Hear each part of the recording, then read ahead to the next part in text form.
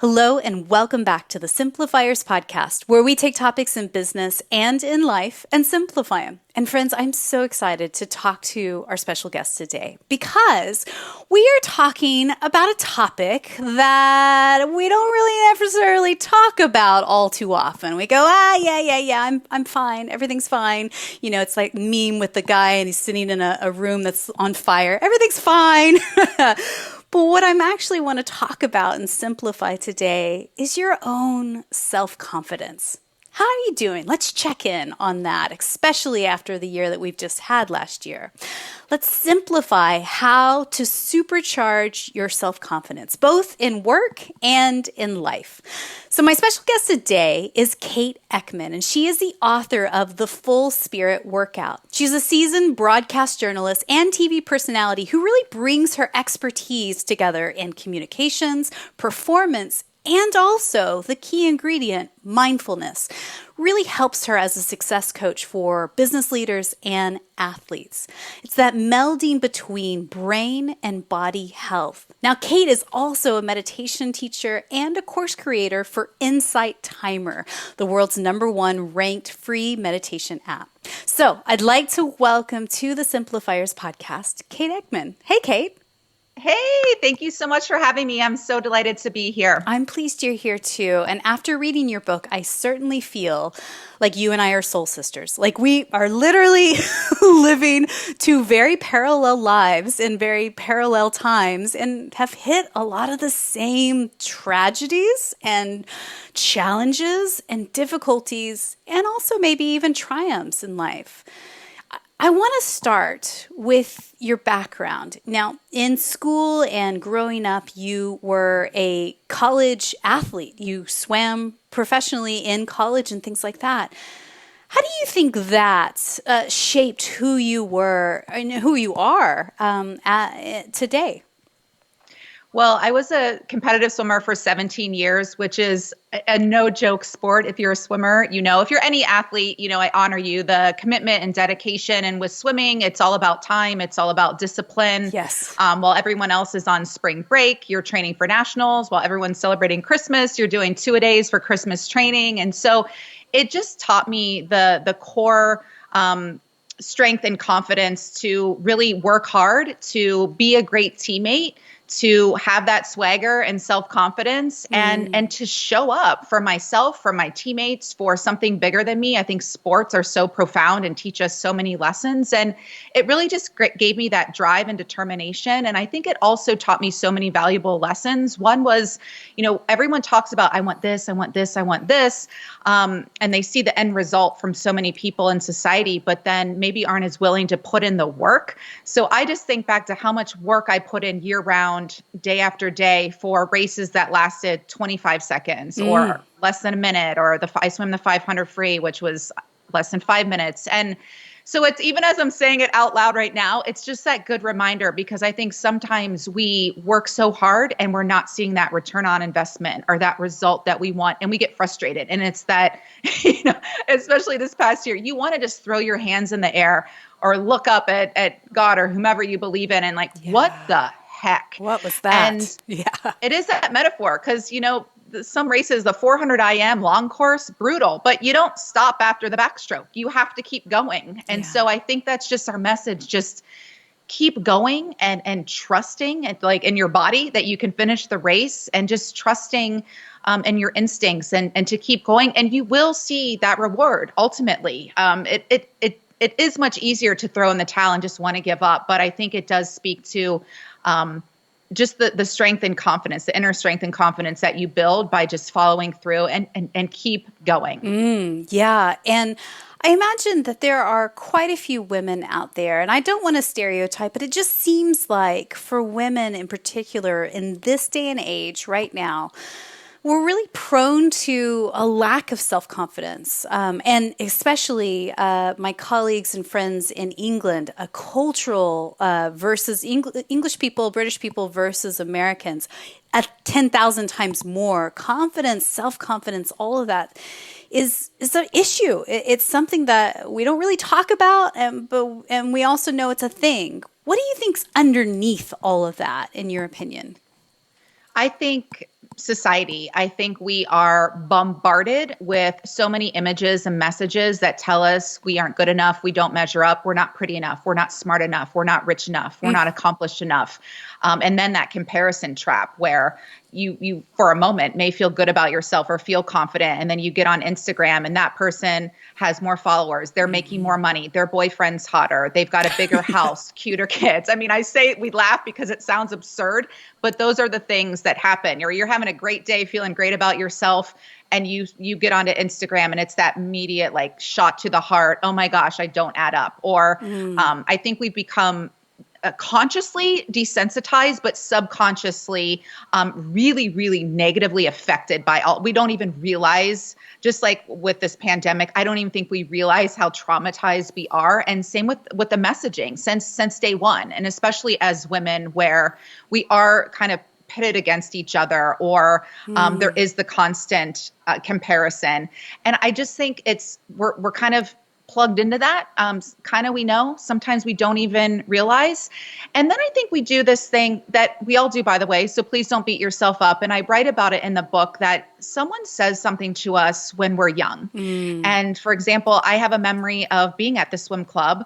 I was 4 or 5 years old in swim lessons that I wasn't really feeling. And I wasn't really feeling my instructor either. Yeah. And I remember overhearing him saying to my mother something to the effect of, I wasn't a very good swimmer. And it breaks my heart that as a 4-year-old child, I internalized that into, I'm not good enough. Oh my gosh, I have these parents who are so athletic. I don't want them to have a child who's a bad swimmer. Yeah. Oh my gosh, like it was traumatizing. And the message I received then was, I'm not good enough. And rather than like, screw this guy, what does he know? Or I'm foreign fabulous, or I don't want to do this anyway, I took that to heart as the truth.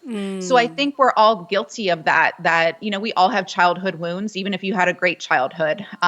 Somebody said something to you at school and it stuck with you, whether you realize it or not. And then we live our lives from that place rather than the empowered place of, I am powerful, like I am the bomb, like I am brilliant, because we feel almost foolish walking around saying like, I'm beautiful, I'm brilliant, because then what do we get? Like, well, who does she think she is? And it's like, I'm a child of God. I'm created by the same force that created the sun and the beach. Like, I'm pretty fabulous. And that's where I think the disconnect is, that it's actually humble, not arrogant, to think you're fantastic. So I think it's, Well, and I really feel like this conversation has been coming up.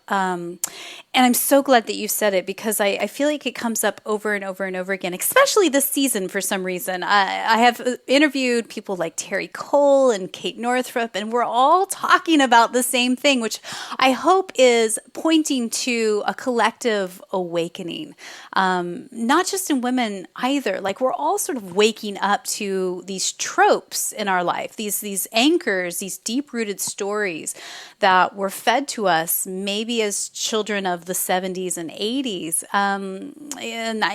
that are just no longer true, no longer useful, and we're all waking up to, hang on, that's not helping.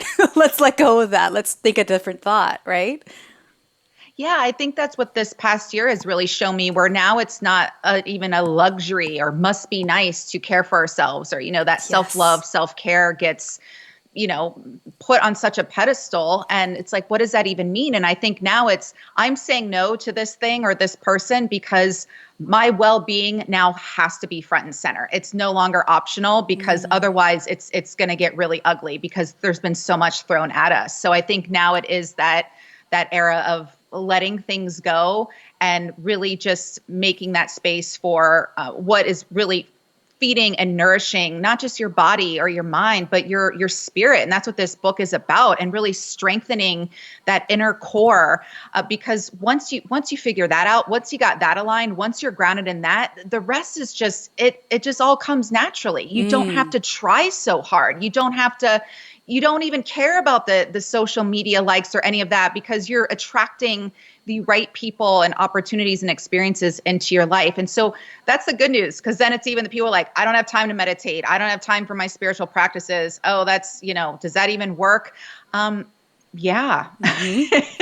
It does. Yeah. And I think people are a little more open to it now because it's just like, oh, things have gotten so bad for so many people that it's just like, what can you turn to? And that how beautiful that you can always turn to yourself and go within. And it's free. And it's free. This is, and it works. This is where I want to deep dive into today, because I feel like this is such valuable information. And it almost takes, for anyone that's listening on the other side of the earbuds here, it almost takes a permission, of just like, that whole thing that I've been doing for God knows how many years that has been getting me to the point of overwhelm and burnout and feeling, or just feeling like you're stuck. Like, it's time to give yourself permission to just try something different. Try something that might actually open a whole new other aspect of your brain. And so, yes, I want to ask, before we dive into the full spirit workout, at what age did you begin modeling? Because I think that's also a very interesting aspect of your life story that probably also brought you to writing this book. Yeah, it's a great question. And it sounds, I'm laughing because I think I was 31 and a size 12. Mm-hmm. So again, all signs point to, no, that's not possible. Doesn't happen. And I like sharing that because I think a lot of people, I had a client yesterday who was just, well, it'd be so much easier if I was in my 30s as opposed to my 40s. I'm like, is that even true? Like, what are you even talking about? Or I can't do that because of this. And, it's bad enough when other people put us in a box. So please don't put yourself in a box and say, I can't do this, or that's not possible because I haven't been to Harvard, or I'm not size 2, or I'm not 22. I don't have this skin tone. Right. I don't look this way. It's crap. It is crap. I don't want to curse on your show, but it's just like, enough already, everybody. And just honoring that you are way more powerful than that and way too fabulous for that limited way of thinking. I get it. We all have those thoughts, but they got to go. I mean, we've got stuff to do here. We need you to, whatever your gifts and talents are, we need you to really start using those to your full potential. And if you can't do it for yourself, as I say to my clients, then do it for your sister, do it for your grandma who died, do it for the people who don't have your advantages or privileges, do it for somebody else, for whatever higher power you believe in. Cause let's go, ladies. We've got some work to do here, and it's important. And let's just point out, for the record, anybody that's listening, isn't it just bonkers in our modern society that a quote unquote plus size model is a size 12? Like that's not plus size. That's just normal size. I'm just going to say that real quick. Girl, a size 6 is considered plus size. It's in the fashion industry. So bananas. But I mean, I like to believe that in the last couple of years, things are starting to shift. I'm starting to see more diversity in skin tones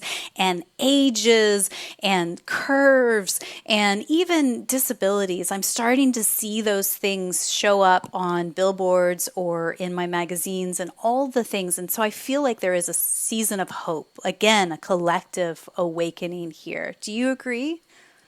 I do. And I'm happy with the change that I have seen and am seeing, but I'm still seeing a little bit of some tokens here and there, even in the plus size world. I feel like most people know about Ashley Graham, but I'm just like, there are a lot more plus size models besides Ashley Graham. Yeah. She doesn't need to book every single job. So even that, I'm kind of like, all right, we're getting better, but still got some work to do. And rather than feeling in a place of that stinks or I feel hopeless or meh, is writing the letters, communicating your thoughts to your favorite designers or brands or whomever it is, and letting your voice be heard and not being shy about it. Yeah. And even if you're in an industry where it's like, well, you have to be X, Y, and Z, break that mold and go out there and set the example. So I do like the way that things are going. But I still think that there is a lot of work to do. I think we still see that even, the Bachelor show right now, I don't know if people watch, and there's the big racial conversation right now, which is awesome and is way late to the party in terms of having that conversation. But then I just can't help but think, okay, how many contestants are larger than size 2 on that show? Right. None, maybe 1, or there are 4, excuse me. So this isn't about skinny shaming versus fat shaming, or it should be more of this and that. It just, again, a broader picture of society and making people doing your role, if you have a platform like The Bachelor or anything, allowing people of all different shapes and sizes, ethnicities, incomes, whatever, to feel like they are invited to the party. Yeah, and I think that this is back to the first question. This is what's underneath. This is what is really causing a part of why women don't feel as confident as maybe they could be. Because if you don't see yourself represented, then you don't, it perpetuates, it's a data point that says, I am not enough because I do not look like that, which is quote unquote success, or sexy or confident or whatever. So I want to back up a bit. Talking about like how society really puts that emphasis on our physical bodies. You and I grew up at the same age where, the sign of beauty was Kate Moss and being rail thin. Society's all about losing weight and staying healthy and all of that. But why do you feel like we need to focus on shedding excess emotional or spiritual pounds? What do you mean by that? Yeah, so we all know you have to go to the gym and work out your physical muscles to combat against gravity. Right. Well, we also need to combat against emotional gravity like fear, depression, anxiety, COVID-19, Right. the annoying neighbor next door, anything, judgments, that's a huge one. Anything that weighs us down. And just like, when you go to the gym, you don't go once and you're like, I'm good. You don't get your six pack and say, I never have to work out again. If you had a six pack, I've never had one, I don't know. But my guess is you have to work out a lot harder to maintain that physique. So it's the same with our mental and emotional and spiritual muscles. We have to exercise them, whether it's prayer, meditation, all these exercises. I give you so many in the book and really walking you through that. And it's the neuroscience and positive psychology and it's whole person coaching techniques that I learned in my training that really address the whole person, not just what is on the outside. And when we get that internal calibration, then we don't need the external validation. We don't look for, I need this, I need that. It's like this life that's like, I need to get this or do that or have that. It's about being the person who naturally attracts all of that. So it is work. It is simple. It's not easy. Again, it's like, being the athlete. It takes that commitment and dedication and accountability and really just like, this isn't working. So I'm willing to try. And just that willingness is everything. I think a lot of times people have good intentions and they aren't enough. You have to be willing to show up and do the work. And see, this is where I think your book is really interesting to me, is that the premise is, we spend all this time and effort focusing on our physical bodies. Now let's go internal and focus on our spiritual bodies. And I have been reading your book and equally listening to the audiobook, an older book actually, by Cameron Diaz called The Body Book. And her book is all physical, right? And it touched a little bit about mindset, but it's like physical. And it was a nice exercise to actually listen to that one and equally read yours at the same time to back what you say of whole person coaching, right? And that's been a really interesting exercise. Yeah. And I, mine is also for the physical too, because when you do work out all of the inner, the external takes care of itself. As my swim coach would say, you take care of the little things, the big things will take care of themselves. So going in and really sharpening or fine tuning your instrument, sharpening your sword, as I like to say, and then you get the external results, whether it's the relationship, the self-confidence, the money, the opportunity, shedding of the weight, because you're no longer, speaking from experience, needing to eat the pizza a couple of times a week. And I'm not talking about a piece, I'm talking about the whole pizza, or you don't need to numb with alcohol or whatever else you're doing, which I have no judgment for because everyone has their thing, right? But again, not needing any of that because you're so solid on the inside. I 100% agree. And I'd like to read a little bit from your book, if you don't mind. Sure. So page 161, it's in chapter 6, which is all about boosting your mental metabolism. This is what you say here. What if statements are the truth? What if it was this conscious connection to your truth, which you can activate at any time, is what I refer to as connecting to our full spirit? Our full spirit is our truth, our light, our power, our connection to self and others, and the epicenter of love. So I invite you to set aside time each day to boost your mental metabolism by sitting in the silence and sacredness of your full spirit. So talk to me what full spirit means to you and why you called the book The Full Spirit Workout. Thank you for reading that to me. It's so nice to have someone else read your words back to you. And it's just like, wow, that really, you've done your work when you're touched by your own words, not to sound whatever, but it's just like, gosh, that felt good because, I was sharing with you before the call, there's so much going on, you're stressed out, whatever. And just, again, that reminder that at any time throughout the day, you can take even just 2 minutes and come back home. Yeah. To your center. Yeah. So the title to me, again, growing up in the sports and athletic world and all the gyms is just everyone would always talk about the full body workout. This is a full body workout. You're getting shape from head to toe. Yeah. So this is the full spirit workout. So we're working our inside, we're getting our spirit in shape and our mental and emotional muscles in shape. And so it's a play on that, but it's also about bringing your full spirit to everything you do and to everyone you meet, your full spirit, your love, like you said, your light, your power, your purpose, your presence, your passion, showing up with that. Because I don't know about, people are like, I can't get the job, I can't get the relationship. And they're showing up with not even any spirit. It's like, you show up with your full spirit. I promise you, you're gonna attract a lot of the things you want. Some you didn't even know you want. And if you don't get it, it's not for you anyway. So you can just look at yourself in the mirror every night. Like, I brought my full spirit. I did my work. What shall be, shall be. And the end. And it takes all of that like ickiness and that pressure off. And you're just showing up. And then it's like, I showed up. I gave you my all. If you like me, great. If you don't like me, great. I'm going off to the next thing. And I say that with so much passion because I have been a person who placed so much stock in what other people thought and all of that crap that I can't control. So now it's like you show up like that. And then it's like, whatever happens, I'm good. Yeah. And you mean that. Yeah. And so you break it down into 10 steps and let's maybe take a deep dive into a couple of them. And what I really enjoyed about the book is that, each of the steps, it sort of follows along as if I were doing a physical workout. So stretching and feeling the burn and all the things, but also taking that lens of what I know in my exercise world and treating it towards my internal, my spirit world. I think it's been really a fun, playful exercise for me too, going through the steps.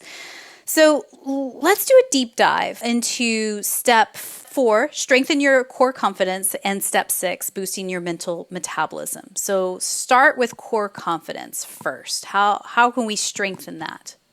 Absolutely. So I love this one because I wrote a whole research paper on it and I went through so many articles and books and interviewed so many leaders in business and sports. And I came up with a few themes that have been really impactful for my clients and different speaking events that I've done. And first, I have to say, which is really cool that I love that I discovered, is that the word confidence stems from the words to trust, to do something with trust. And I find that so beautiful because, again, it's something that we all have access to. And so trust meaning surrender, giving up that need to control. Also, our willingness to show up and not be great yet or at all. That's me in dance class. I'm never going to be awesome at dance, but I show up, I have fun. It boosts my confidence because I'm like, I'm here, kind of making a fool of myself in front of all these people and nobody cares. They're like, wow, that woman has some confidence, right?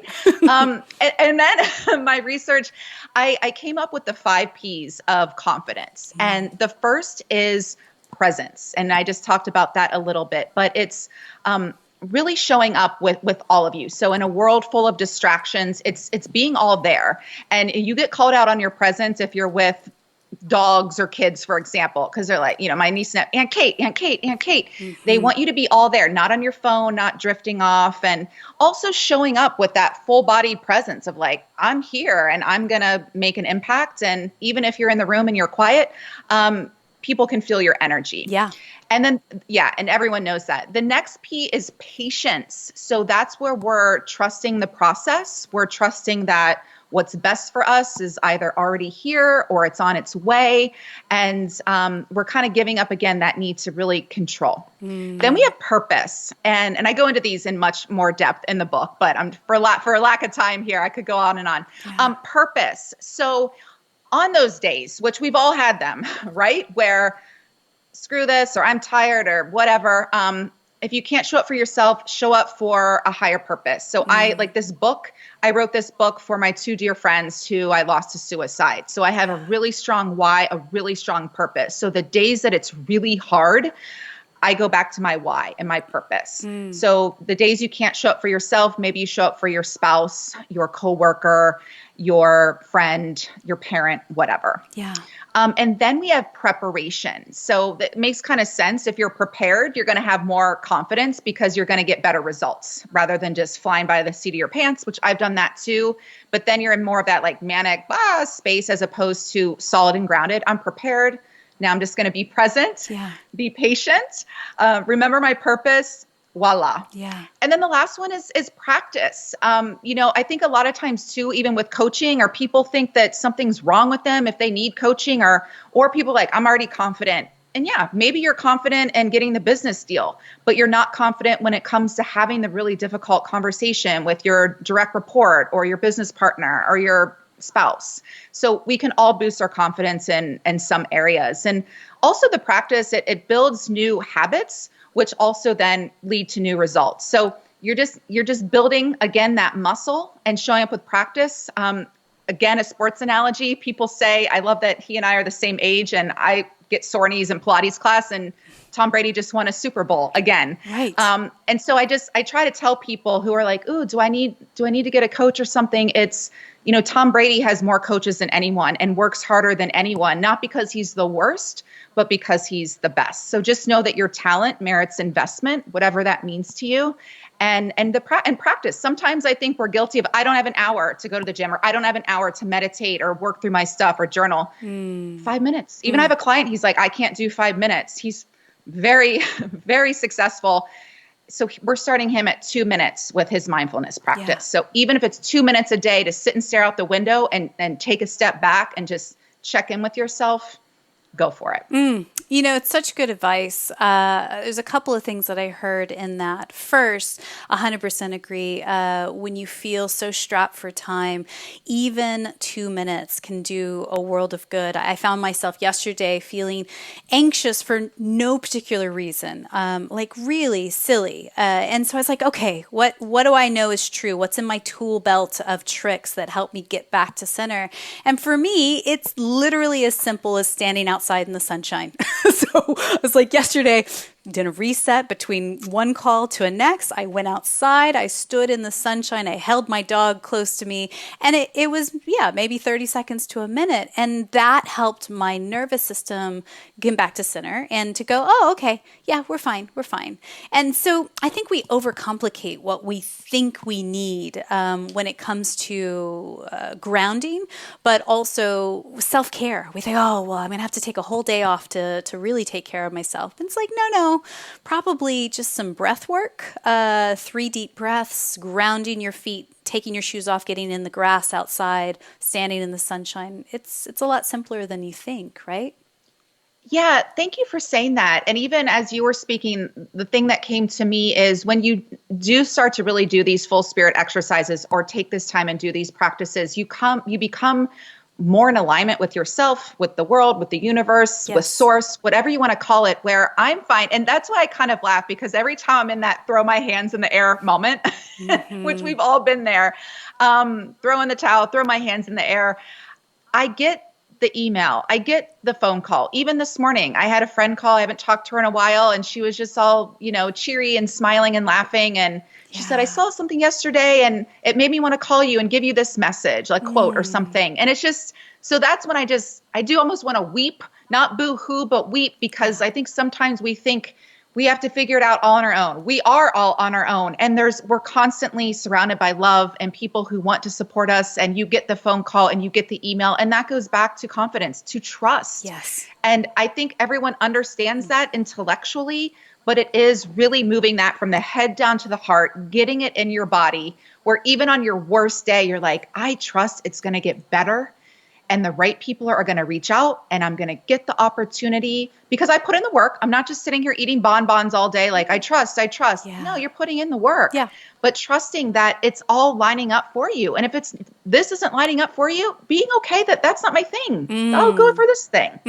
And yeah, that points to the second thing that I heard in what you said there with the 5 Ps is really comes down to repetition. I think where I lack confidence in certain aspects of my life, and I would actually call myself a fairly confident person, especially in business, but some personal things like body confidence, how I look in a bikini, let's just be honest for a second, not so much. But I think what I heard is repetition. The more times you show up to the work gets easier.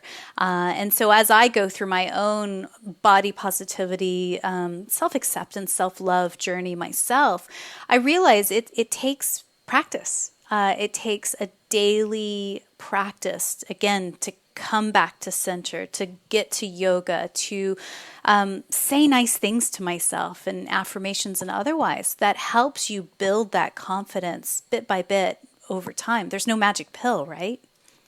No, and I appreciate you saying that. It is the consistency, and that goes back to what I learned from my swimming career. I mean, putting in, just day after day, but all the laps and all the reps. And that's why I made this book and these exercises more fun than maybe, doing burpees or something at the gym that are awful. I'm sorry.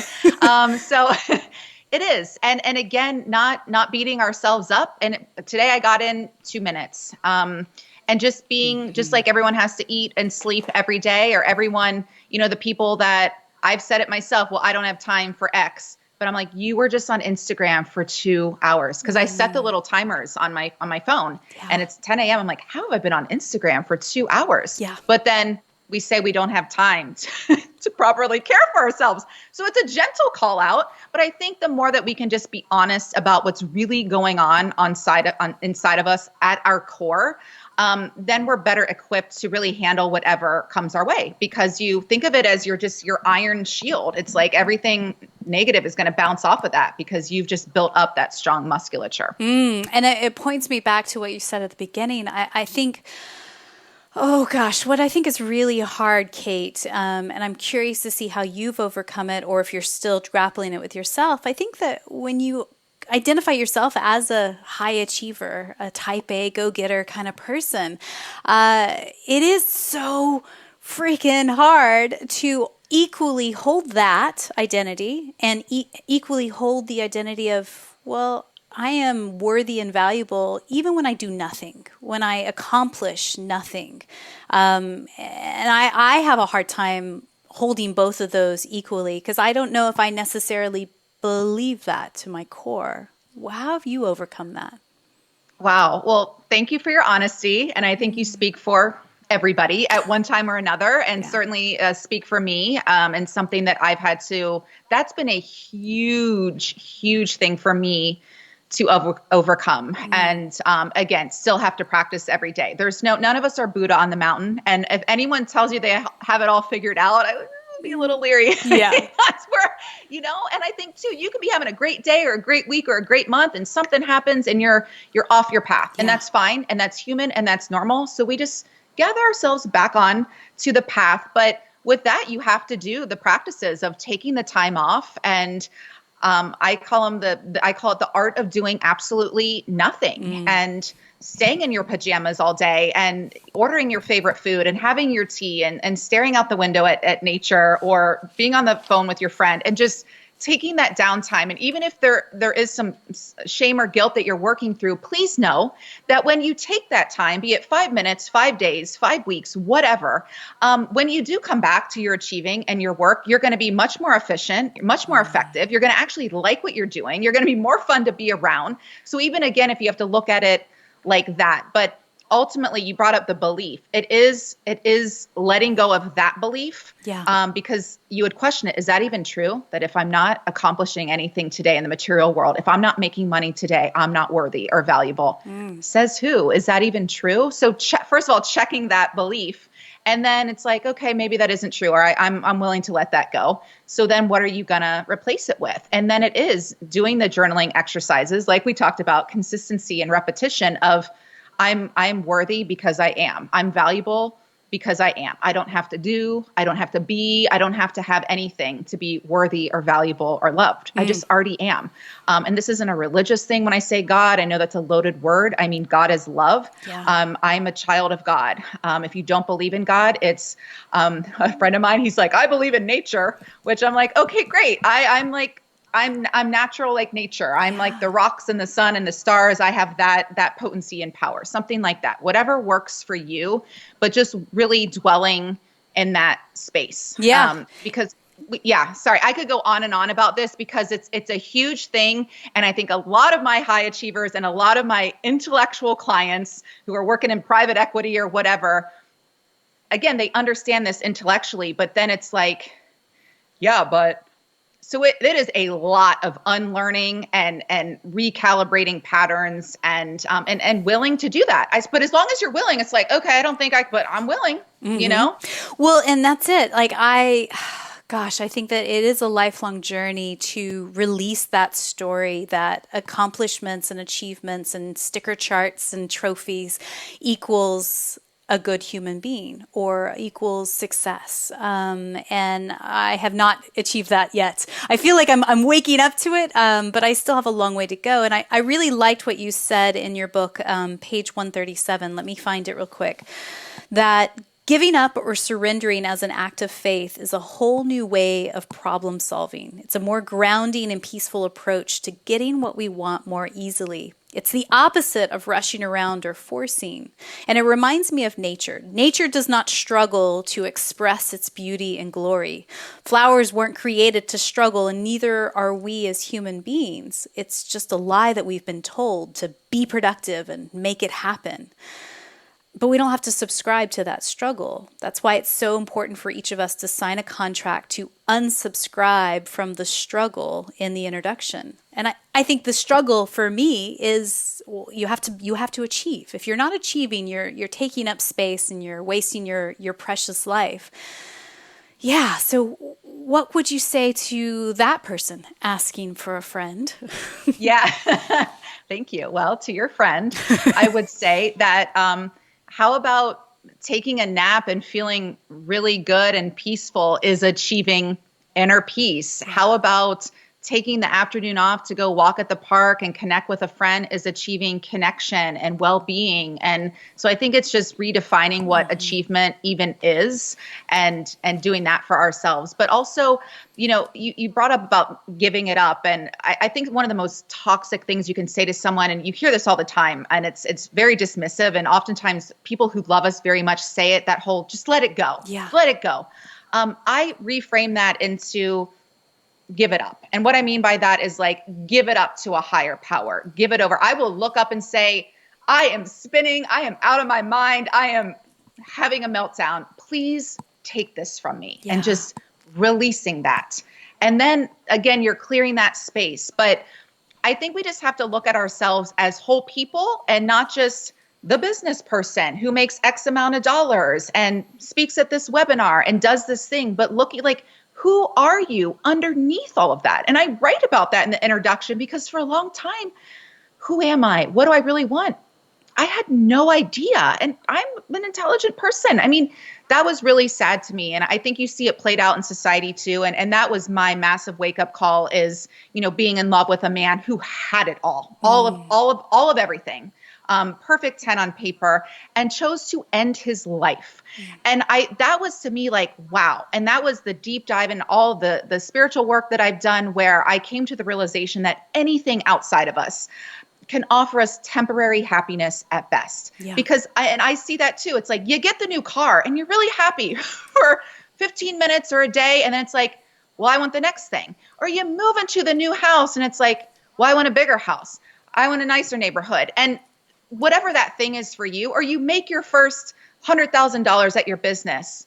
Okay, that's good. Well, why am I not making more? I should be making $500,000. Why am I not a millionaire? And it sounds sick when you verbalize this out loud, but it's safe to say that we've all done this. And it's so sad because that sets us up for failure, that we never feel at peace. We never feel fulfilled. We never feel enjoy. And we just never feel good enough within ourselves. So something else, it's like something's got to give and something else is going to have to fill that. And for me, it is that connection. I mean, this conversation feels like $1 million. I feel so great because I'm not making a penny from this conversation. I'm so lit up. I'm so happy because I value connection. And whether I'm connecting with you, your audience who I can't see, may never meet, but I can kind of feel that connection when they're listening. And that to me is achievement. And that to me is success. And that to me is my purpose. So I think if you can start to redefine things for yourself and again, shift that perspective, give it that reframe, you'll find yourself in a much better place. And all of those things, you're like the car, the house, the relationship, by the way, they will come to you much more easily from this place. I promise you, I've done all of this work. Right. So I am the proof. I'm not just like, hope this works. I have seen it, and I have seen it with countless clients. It does work, but you have to do it. I am your personal trainer, but I can't do the sit-ups for you. Yeah. So you have to release that not enough trope. I think that's the core of a lot of the work in the book and what I'm hearing in our conversation today. It's that trope of not enough. It's so vicious and insidious, and it seeps into so many aspects of how we perceive ourselves in our professional sense, in our self-love and how we perceive our bodies, and how we perceive our relationships, all of it. It's so fascinating and heartbreaking how it seeps into so much. And I think that talks into your step 6, the boosting your mental metabolism. You talk about like reframing situations. So, and words are so powerful. But you also talk about taking yourself on a strengths date. What does that mean? I love that. So, and you can take this assessment. It's the values in action. It's your VIA character strength, or VIA. And maybe we can provide a link for that, or you can Google it. But the VIA character strengths, and it's by Martin Seligman, who created positive psychology, and a partner of his came up with this. But you answer a series of questions, and it comes up with your signature strengths. And my number 1 is love, and then followed by humor and love of learning. So I know that those are my strengths. And I take myself on dates all the time. I'm very confident being alone and a very independent gal. But I think it is that too, where you can really reconnect with yourself, whether you take yourself on a strengths date. So for me, best case scenario, when I used to work in Italy, after work, I would then travel to another part of the country and experience, the incredible wine and the food and just the authentic culture. Yes. If you're just around town, maybe you go to your favorite coffee shop. Maybe you try a new place, something like that. But I do a lot of strength-based coaching because a lot of times I think we tend to focus on where we're getting it wrong, where we're not adding up. And while it's important to explore that, if you choose, I think when you can really signal in on your strengths and build from that. So something I will ask my clients, for example, when they're super stuck or they feel like they can't overcome something, is what made you successful in the past? And that's where I see this huge, you see people like their face pop off because it's like, oh, well, I just did X, Y, and Z because I'm so good at that. And so I do find when I ask people, there's people know their strengths. Yes. It's just we diminish it by that one thing we're not so good at. So I think it's just getting, really exploring that, spending some time there. And then another reframe, we talked about the what if, this is so hard. Starting a business is so hard. Oh, getting new customers, it's so hard.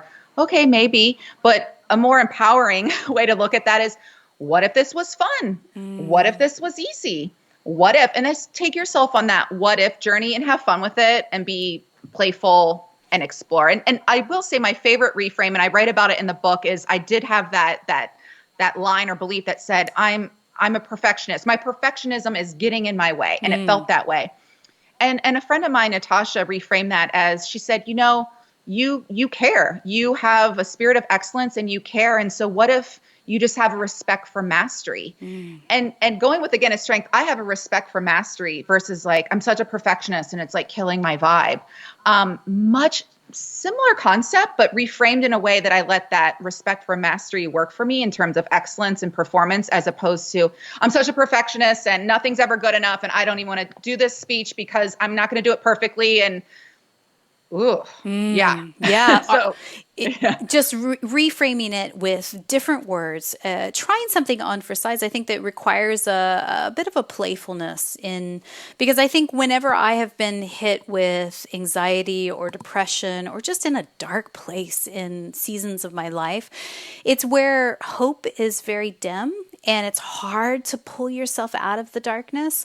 But I think when we can remember that just adding a little bit of playfulness into it, and that kind of cracks open the seam just a little bit so the light gets in, that you can start to look at it with a more of a playful approach. It's almost like, when you're in science class and you're experimenting with different things and seeing how when we take the seriousness, the deep intensity of our life and all the pressure we put on ourselves to strive, compete, perform, be the best, it opens something new in your spirit to try something different, right?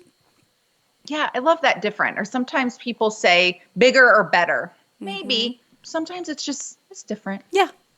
It's just different. Yeah. And the power of sunshine, if you are in a place that doesn't get very much sunshine, girl, I feel you. I have lived in England for many, many years and remember, yes, bad, hard when you don't have sunshine. But, just remembering what's most important that helps you get back to center, remember how to find your own inner sunshine in it all as well. So one way you can do that is certainly go check out Kate's book, The Full Spirit Workout, a 10-step system to shed your self-doubt, strengthen your spiritual core, and create a fun and fulfilling life. It is officially out in bookstores today, so you can find it at your local bookshop right around the corner or online, wherever you like. You also can get more information about free goodies that she is offering people who purchase the book at her website, thefullspiritworkout.com. All the links and all the resources we talked about in today's conversation are in our show notes at the Simplifierspodcast.com. And yeah, having read the book, I really encourage you. It is something that I would encourage just to check out and take bits that you need and scrap the rest if it doesn't serve you at this point, but you might find a real breakthrough in boosting your self-confidence. So, Kate, I have a few questions as we wrap up that I like to ask everybody. And again, thank you so much for your time today. My pleasure. Tell me, what's one book or blog that you're reading these days that's either inspiring you or poking holes and challenging your belief system?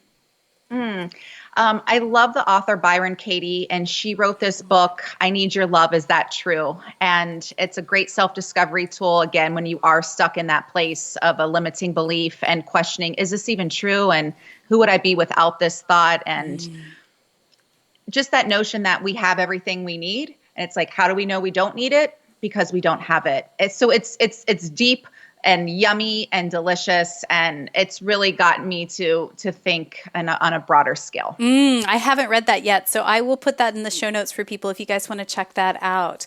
Tell me, who's one person in your network, somebody that you know personally that you just feel is up to brilliant things? We could shine a spotlight on them, and who knows, maybe one day we'll have them on the podcast.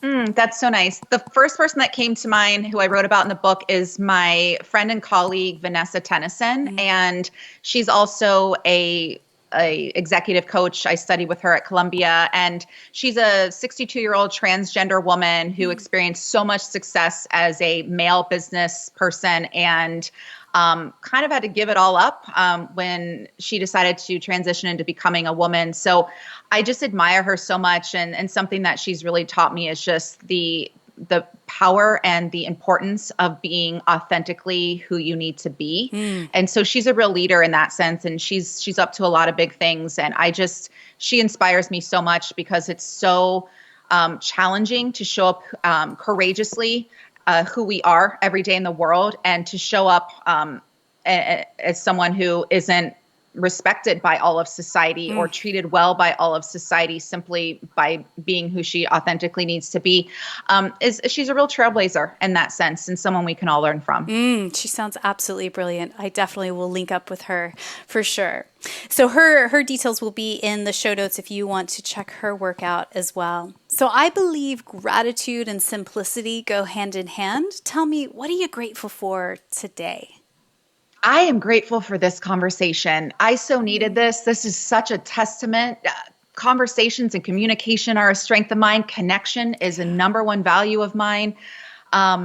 Just showing up and being able to have a real conversation, and I am so grateful for you, for your show, for your listeners, and all of us just being willing to show up, however we are, and letting just okay be good enough when we're just in an okay place.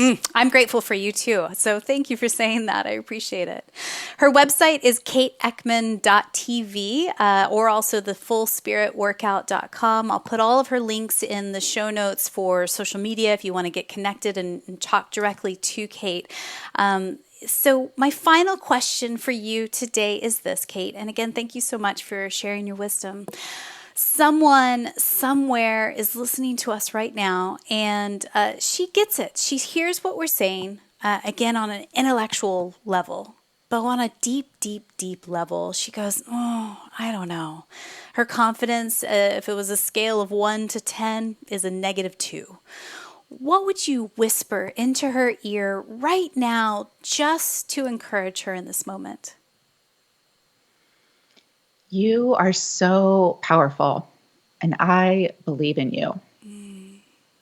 Yeah. Thank you, Kate. Big love to you. Thank you.